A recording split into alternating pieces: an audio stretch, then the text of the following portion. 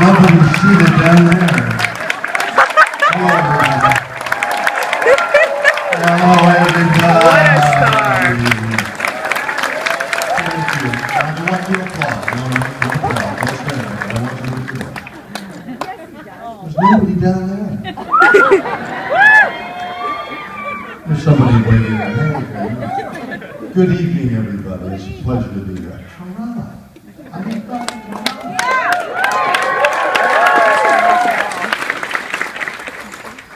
long ago, I used to live in Toronto. Yeah, I came from Montreal.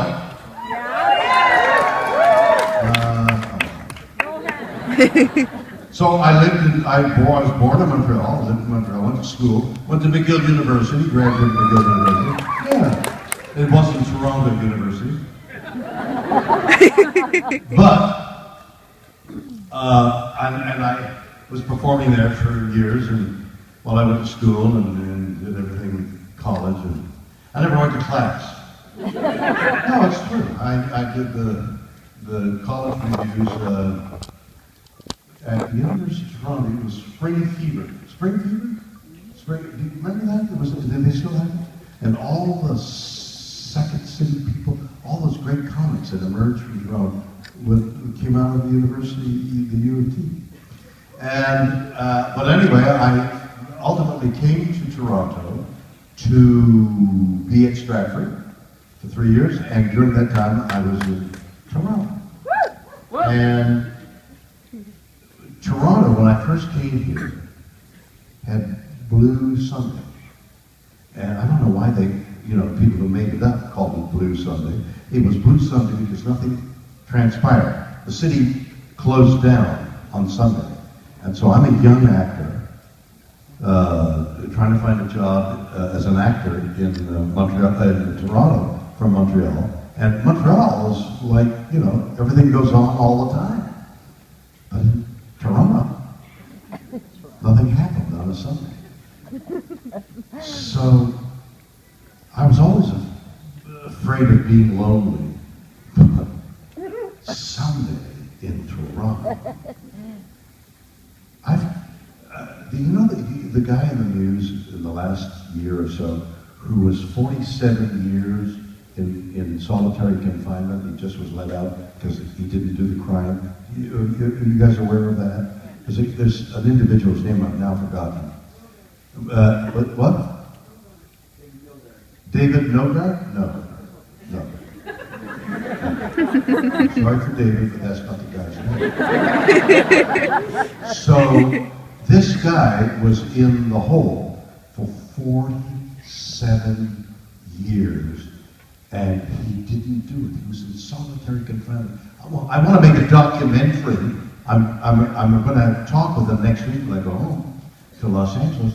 I'm going to talk with him and his lawyer about the idea of doing, and here's the thought for the documentary, is what do you do alone for 47 years? What do you do? That's a good question. So I'm going to talk to him. That's the way I felt on Blue Sunday. I don't know what to do. There was it was on Sherbrooke? Near Church Street. Sherbrooke. So there was a Sherbrooke Inn. Is it still there, like a hotel? Well, on Blue Sunday, oh, I got you now. What's he going to say about my beloved Toronto? There was a hotel that had all you could eat on Sunday night for like $2. All you could eat in the cafeteria. So I wouldn't eat all day, and then because I was worse than broke, and then I'd go and I'd pay my $2 and try and eat for the week. And I was starving. That went from 6 to 8 o'clock. Blue collar people come in, whole families, and everybody. It was like a big family night. 8 o'clock, the cafeteria closed, and the bar opened up. and the whole character of the hotel changed. It became a hotbed for prostitution. The girls all worked the bar. And people from Blue Sunday would come in, the Johns, and they'd go up to the rooms, the girls, and I would, week after week, I'd be there, not having anything to do on Blue Sunday. I became acquainted with the ladies of the night. They'd sit at the table, and I'd sit there, and we'd talk about politics or whatever. And then they'd get up and say, I'll be back in a while, and half an hour later, they get back and keep the conversation. And I never availed myself of it, but here is something I want you to think about. I hadn't thought about it until this moment. And what would you have done? That's the nature of this moment. What would you have done? So, I've become really good friends with a particular lady. Lovely, loving, caring, very generous, and first name basis, and I've known her for months. While I'm at Stratford, I meet a beautiful girl from Toronto, and I ask her to marry me. And when the season was over at Stratford, indeed we got married. Family in Toronto. So shortly before the marriage, her parents, her, and me go to a movie. And we're coming out of the movie. It's evening on the Main Street, Young Avenue. I'm coming out, and out of the corner of my eye, here's the car, out of the corner of my eye, I see the girl with the knife. And she's walking towards me. And we were good friends. She's walking the streets looking for work. I look at her and I'm thinking, what do I do? She would say, hi, Jane, how are you? It's me, remember me? It's been like a year or so. I don't know what to do. Her parents are right there. There's no question, this is a prostitute walking the street. But she said, dear friend, what do I do? What would you have done? What would you have done? What would you have done? You don't know. That's not a good answer. What would you have done? Run. Her parents are there. What am I going to do? Ask for an autograph. I wasn't Shatner then. I was some unknown actor. No. So she looks at the elevator. I realize she's wrecking. I can see her eyes. She's recognizing me. And she keeps walking. I think, oh God, I'm not going to do anything. She's not going to do anything. It's going to be fine. She gets to that end where the lights of the theater still light her up, and she turns. I think, oh God, she's going to see it. And something, a look of knowledge, of understanding passed between us. She turned and left. And the parents and my ex-wife never knew anything until this moment. That's Toronto.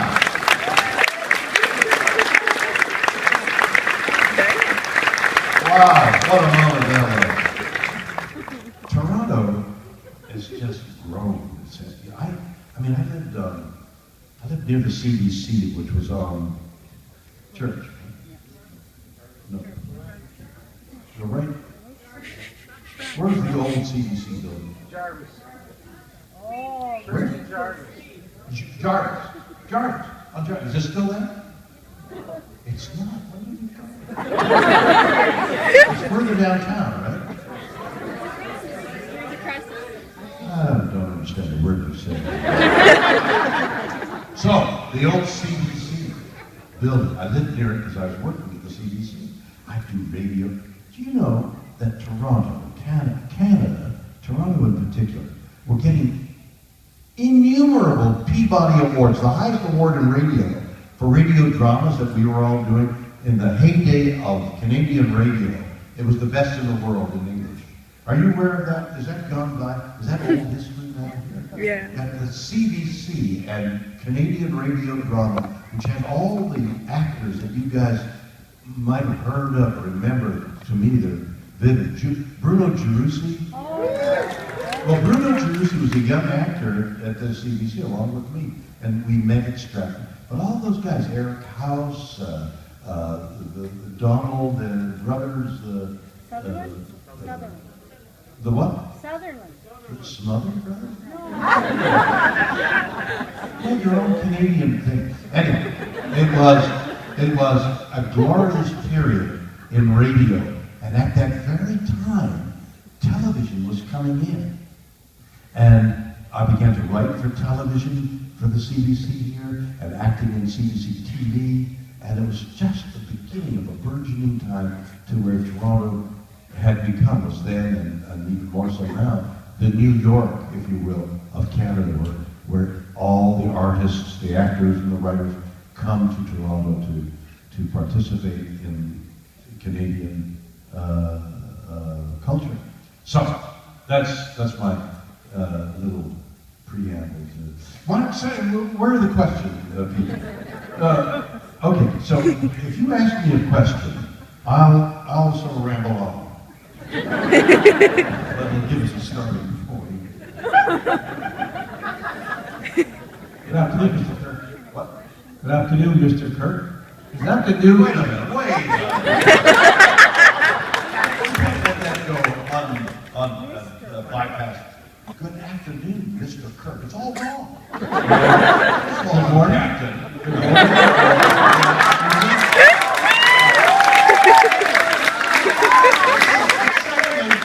That's a part I played. Now, is that the new captain's chair that we're going to be having in the new Star Trek movie? No, I'm not going to be in the news story. Okay. Question. Yes. I'm from Montreal. Now, Congratulations. Oh, It's about time I had another person from Montreal here. Do you remember- We're surrounded by Torontonians. do you remember two places? The Orange Julep. The what? And The what? the Orange Julep. The Orange Julius. Julep. Julius. Like Caesar. Okay. Now, the other part is Launche Campany Bridge. Yes. Orange Julius. I was going to camp in here. Orange Julius. I started acting as a kid in camp. The lights went down. Or is my eyesight? Oh my God. I've got a terrible headache, and the sight just went to the left and it went dark. So I've never done anything but be an actor. I was a kid in camp north of Montreal, up towards St. Agathe, and I did a camp play when I was 6, and then I started acting at 6 years of age. And I played every place in Montreal when I grew up, and I did kids plays, and I did adolescent plays, and then I was on CBC Radio out of Montreal, and I did French radio. Je suis sur Radio-Canada quand j'étais jeune, mais maintenant, je peux pas, mon vocabulaire est tout perdu maintenant. So, feeling my head again. And so I never did anything else but be an actor. All through school, I played football, I skied for the school and all that kind of thing, but I was an actor. So one day, I don't remember why, I applied for a job at Orange Julius, which is like, you know what Orange Julius is? This big round thing where they make an orange drink, a sweet, overly sweet, sugary drink called Orange Julius. So the guy says, okay, but you have to deliver the drinks to the cars. How I said, I bring the thing. And I didn't want to do that. I figured to make some money.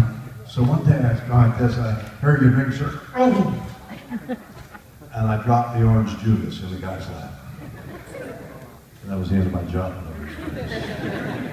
So I look back on Orange Julius as being a crowning moment when I realized I could do nothing else but be an actor. After Camp de Madrid, one summer I was at a welfare camp north of Montreal, and Scotty Brockman, the head of the camp, said, "How would you guys like to paddle a canoe to New York?" There were like 7 or 8 stalwart young men, and we said yes. It was a war canoe, and we went up the St. Lawrence, paddled up the St. Lawrence to the Richelieu River, up the Richelieu River to Lake Champlain, crossed Lake Champlain, where in the middle of Lake Champlain, I had to go to the bathroom. 8 guys, so I get up and I go to the bathroom. I'm looking around, they're all looking up at me. I lost all desire to go to the bathroom. I sat back down and we paddled the length of Lake Champlain to Lake George. We portaged from Lake Champlain to Lake George, down the length of Lake George to the headwaters of the Hudson River, down the Hudson River. I think it took 14 days. We arrived in New York City in a war canoe, 8 Canadians. And we made the news. I think one of the headlines was like 8 Canadians have emerged from their igloos, and we made. I wonder why the lights keep going up and down. Some kid has gotten a hold of the lights. So that was Camp and Orange Julius. Anything else you want to know? That's enough out of you. What about the roller skates? What? Roller skates when you delivered the orange julep to cars. No roller skates there. No. Okay, thanks a lot. Yeah. Next question. Hello, Al. Hello. Brian from Montreal. You are from Montreal too? Yes. I bet this whole audience is confused to Montreal. Happy anniversary to Star Trek, first of all. Yes. My question to you is, when is the episode of Star Trek and your favorite movie? Wait a minute, say it slowly. What? When is your favorite episode of Star Trek and your favorite movie? What is my favorite episode of Star Trek? Oh, Tribble. nobody's ever asked me. Shade right now. That's shade. And I'm going to be totally honest with you, like I'm never with an audience. I hate to look at myself on camera. I just never liked the way I looked. I wanted to look more like, I don't know, Gregory Peck, if you remember, he was tall and slim and lean and dark. And I was, oh, look at that. So I would never look at myself, except every so often I catch a glimpse of myself way back then. I think, God, why didn't I look at myself? But now I have a real reason when I look at myself. So I don't really remember or saw all or many of the episodes of Star Trek Science Fiction. I've never seen another Star Trek. I've never seen, 5, 6 iterations of Star Trek? I've never seen one. So Patrick Stewart has become a buddy, and the whole group at the Next Generation. I did a documentary on the Next Generation called Chaos on the Bridge, in which I discovered that there was such chaos going on in the first 2 years of the Next Generation that Roddenberry was saying, all right, 400, and Roddenberry was beginning to fail, that his mind was a little addled, and he was issuing edicts like, there'll be 400 years from now, there's no argument. People won't argue. There'll be no emotional problems. We'll just, and the writers would say, well, if there are no conflict, every time I come here,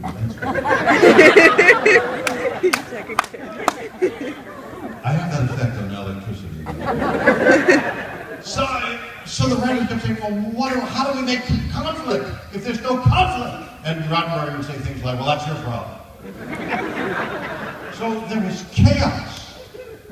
And I called the documentary Chaos on the Bridge. It played a while ago here in Canada, and it's playing in the United States now. Chaos on the Bridge.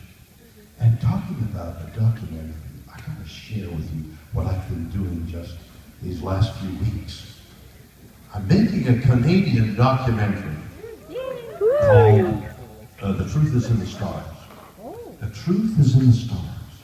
And since Paramount, I kept trying to sell Paramount Studios and CBS, who owns Paramount, I kept trying to sell them on the 50th year anniversary thing. And they would never do it. I kept saying, well, we'll do this, and we brought people in, we'll have a big set, we'll stage it all around the world, and Shatner will MC, and what. I wasn't damn interested, I couldn't interest them. So, we got some interest in Canada about a 50th anniversary show, but they wouldn't let us say Star Trek, or they wouldn't let us say Captain Kirk. So, and that happened years ago. We wanted to say how Star Trek changed the world. Can't use Star Trek. Well, how about Captain Kirk? How Captain Kirk changed the world? So it turned out how William Shatner changed the world. It was so embarrassing. So, this Truth is in our Stars. I'm beginning to talk to great astrophysicists all over the world. Last week, I was in Cambridge talking to Dr. Stephen Hawking. No. You know, everybody reacts that way. When I was told that we would go to Cambridge, and I got goosebumps just thinking about it. Well, it's drafting here, I'm not sure. No, not only did I talk to Dr. Stephen Hawking, after the interview, which we had to send prepared questions, and because he had to prepare his answers, he typed out, he's got a little wand on the side of his cheek that he is able to twitch. For those of you who don't know, and I'm sure most of you do, Dr. Stephen Hawking is one of the great minds of our time. He's got ALS to the degree where he can't move anything except his eyes, his eyebrow. That means yes, that means no, and he's able to twitch this muscle on which rests a little arm, a little teeny wand, and he's able to move it around and spell out his answers. You can imagine how laborious that is. So I talked to him. I read the prepared questions, and he had said, after the prepared questions and the communication that was going on prior to our going over there, he said, I'd like to ask Bill some questions. So I said, what are your questions for me, Dr. Hawking? And it turns out, what are your favorite episodes? Oh, Dr. Hawking, I said, how could you ask that question? I'm going to go, I'm sure I'm going to go to Toronto to a convention, and some guy is going to ask me what my favorite, and you, the brightest mind in the world, are asking me the same question. Dr. Hawking, you should be ashamed of yourself. I'll tell you what I told him in a minute, but I gave him my answer, and then I said, in an unprepared remark, what is your favorite episode? And he typed out, again, this thing, he typed out anything that has black holes in it. He's renowned for this not invention, but the discovery. It's not even a discovery. Let me just in a few sentences tell you what I've discovered doing this documentary that's taken weeks. I'm trying to distill it for you for a moment. Astrophysicists work out of their imagination. They have mathematics to prove different things, but concepts that are science fiction are in their mind. The difference between science fiction and science imagination, because it's not fact, is there's no difference. They say, well, you know, there should be a whirlpool of energy out there. We'll call it a black hole. And let's see if we can prove that it exists or doesn't. So that one they proved mathematically it exists to the point where just the other day, about a month or so ago, maybe, with new instruments that just came online, they discovered a gravitational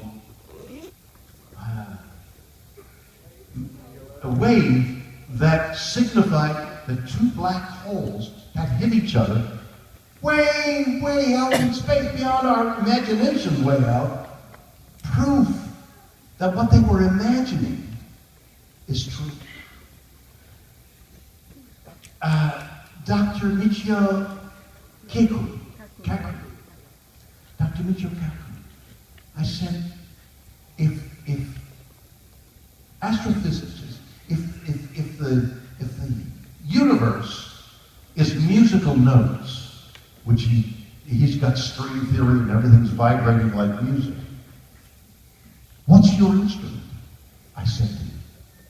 And he pointed to his hand. This is our instrument.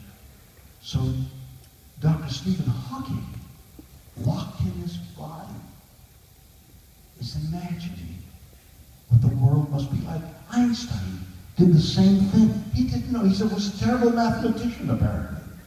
But he just intuitively, this mind went out into space and imagined what the laws must be and wrote them down. His elegant theory of E equals mc squared was out of his imagination, which then mathematicians were able to say, oh, that's it. Let's see if we can prove it or this one. They proved it mathematically, but only after he had imagined it. And that's what's going on now, and that's what this special is about. The truth is in our story. I'm talking to people. I'm tonight. Lazarus.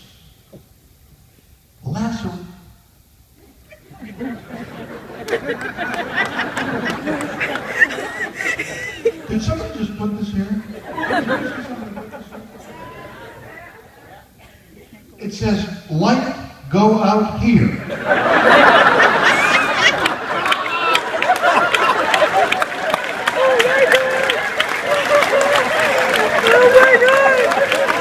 So, I think it's doctor, but I'm not sure. Lazarus, whose company invented the BlackBerry.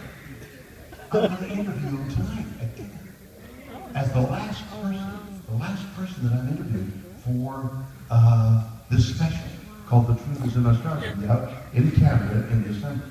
The other thing I wanted to tell you about science fiction and science fact, I've got a book coming out almost soon, next week or two, called Zero G, a pure science fiction novel that's great fun to read because it's filled with these imaginative leaps of ordinary things, the way the political thing is here in Canada, in the world 50 years from now. It's zero G because there are G-men, the FBI in space, in zero gravity, so zero G. But it's filled with this imaginative stuff that we can only just say this is what's going to happen, and how can you prove it's not going to happen? Because it's the future, and nobody knows. But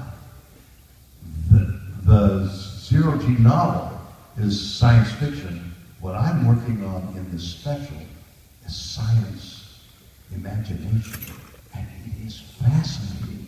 And Dr. Lazarus, I think he's got a doctorate, is headed up, has given money, he made a lot of money out of BlackBerry, has given money to Waterloo University for a pure scientific examination of the universe. Perimeter Institute is what it's called. And he has got some of the top, these dreamers of science there. And I talked to Dr. Churok, who is heading up the Perimeter Institute, who's one of the greatest teachers I've ever listened to, talking about how simple the universe is. 5 equations, 5 arithmetic equations tells us, he says to me, what the universe really is. The universe, he says, is really simple. It's not complex. The simple laws become complex as they multiply and interact with each other. But 5 laws, the simplest. It's so illuminating to hear these guys talk in almost fictional terms, but it's not. Observation, mathematics, prove that they're right. I'm having the best time with the truth. So that's what were we talking about? What? My favorite episode. Of course. How silly of me. You want funny or you want serious? Both. You want it? How about the city? Yes. Yes, the city across the what? Across the bay. Across the bay. That wasn't it. City forever? City on the edge of forever. Why did you know that if you know so much about Star Trek? City on the edge of forever, and then the Tribble one was really fun. That's fun. So what do you get from it? So from the Tribble one, things multiply without any breaks, and that's what's happening on Earth. Hey. Canada used to be in the forefront of all this ecological stuff. I went salmon fishing some years ago. I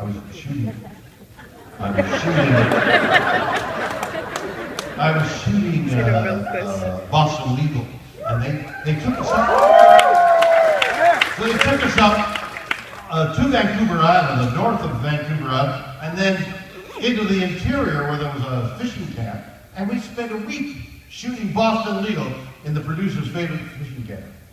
And there we got some lectures on the orcas following the salmon. And there I learned that the fishermen who made their living fishing for salmon were asked by the government, who had been approached by, I think, Norwegian farm fishers, could they use the rivers to farm fish salmon.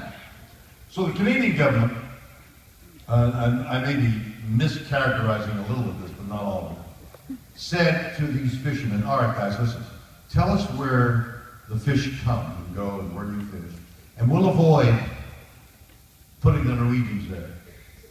That's what we want. So they convinced the fishermen to give up their secrets. Don't go here, don't go there.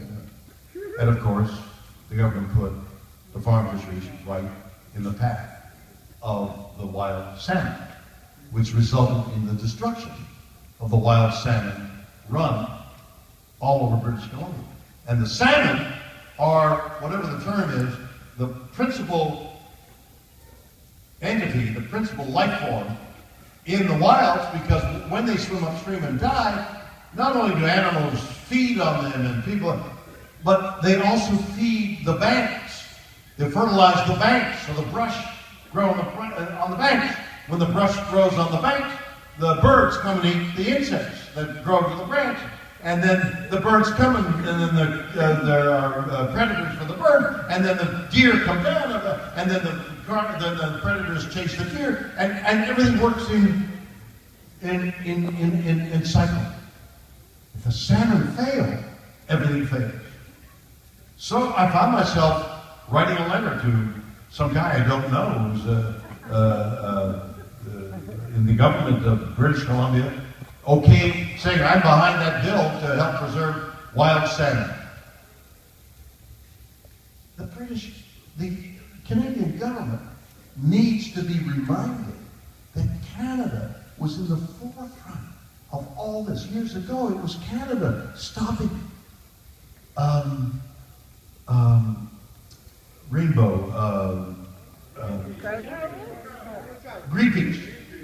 peas. So they were starting green peas these years ago, and they came to me and they showed me a piece of film. And the film, I don't even know where the camera was high up, and there were two guys standing on an ice floe. Okay?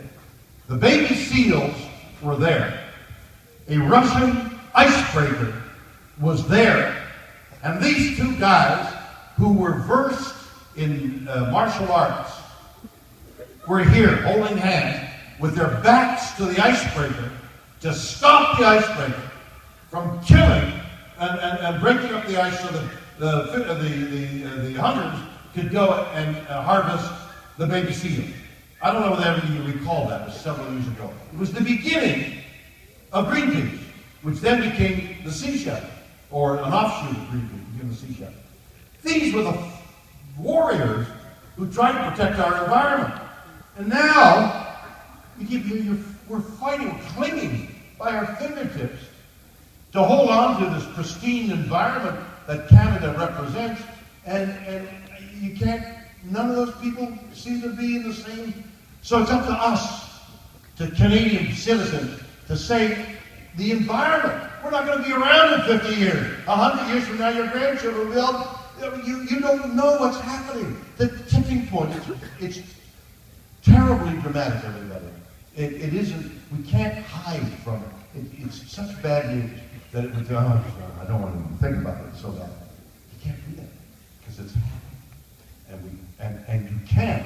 You have a voice in stopping it, at least controlling it. And that's what's happening.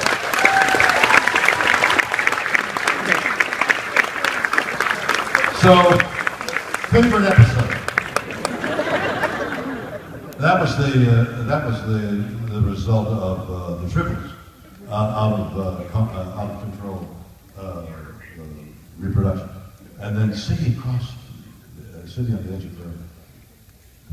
Everybody yearns to go back in time and say, "Oh gosh, I wish I hadn't said that. I wish I hadn't done that. I wish I hadn't married her."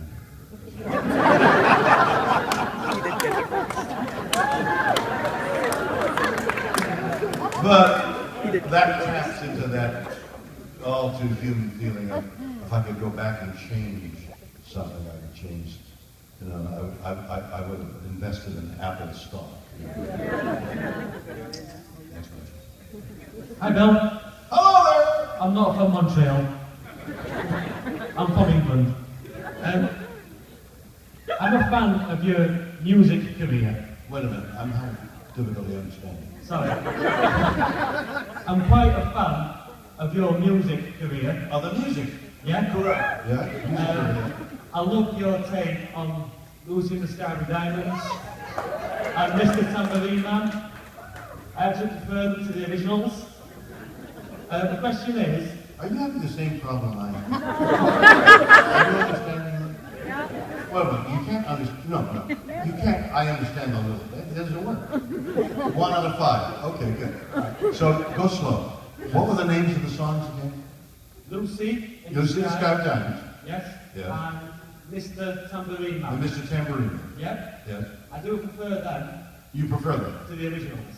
To what? The original versions. Oh, the original. Yes. The question is... I sang Lucy in the Sky with Diamonds with the original. Was the Beatles?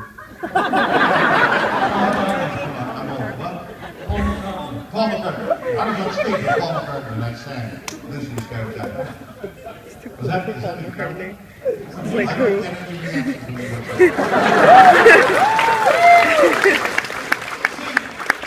Lucy in the Sky with Diamonds. I need to protect myself here, and I've got to protest, okay?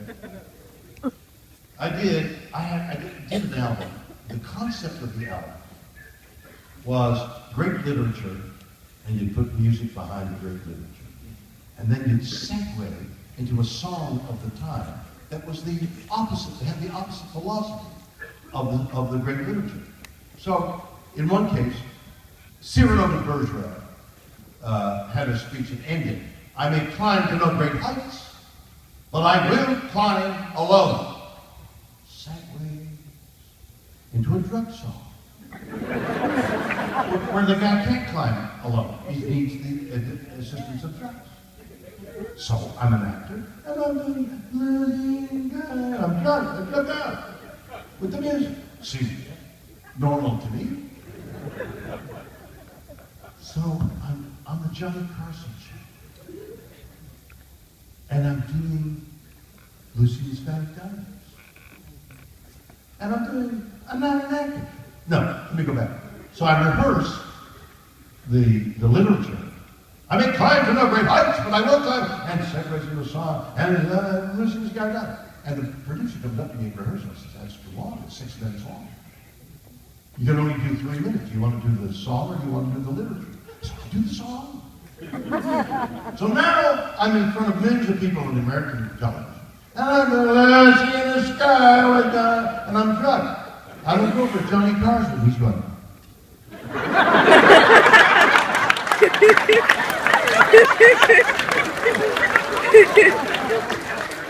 That's what happened to the record. Derisive laughter. But I appreciate, because I love music, and I just can't sing, that's the way it is. But I love the onomatopoeia of the English language, the rhythm, the color.